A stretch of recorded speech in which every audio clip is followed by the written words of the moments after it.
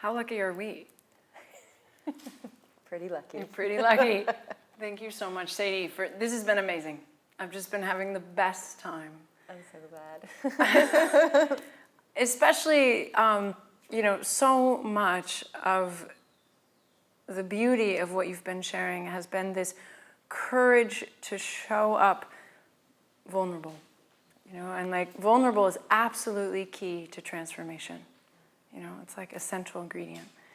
Now, what first drew me into conversation with Sadie, I happened to be up in San Francisco attending her class up at the Yoga Journal conference, and I was so moved when you had this big, bold statement in your translation of Sutra 2.1. And when we're talking about the sutras, usually we're talking about Patanjali's Yoga Sutras.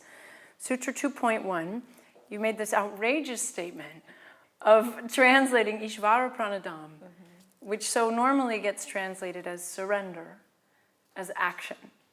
And I wanted to just sit there in support of you, and yet there was this I gotta ask her how did she get to that? Because translation is so mystical and magical. So, and ever since you shared your choice of defining this as action within the context of the tapas and the svadhyaya, everything has changed for me. And so can you bring a bit of that conversation to our friends so that they can catch up?